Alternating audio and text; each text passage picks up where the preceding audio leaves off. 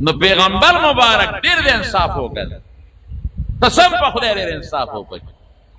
دې ته نه دي کتلې چې دا د لوی خاندان دی دا د رکوټي دی دا غلام دی زما دې په خدای قسمې د خپل غلام د بچي د حضرت اسامه سپېمې پاتې کې پاکې کړي دي کومه عاجزي کله به تر چا پاکې کې د غلام بچي په دې پیسې ناشته اسامه د غلام زوی دی او په دې بدل وقنه او عائشه وته الله رسول دې خوا کې دې پاکه کم وینا عائشه دا به پاکوما احبيه لسرمنك فاني احبه ذما خوا غلامانو سره څه کړي او غلامان به آزادول دا خو د مخکې نه رواج را روان او پیغمبر مبارک وی آزاد به شابه آزاد کې دا د خدای بندګان دي آزاد کې چا چې غلام آزاد کو دا غان دامونه آزاد کستان دامونه به خدای د اور نه آزاد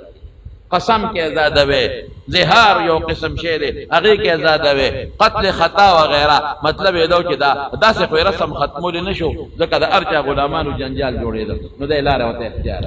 مینا کوي وای چې سخره غلام لورکا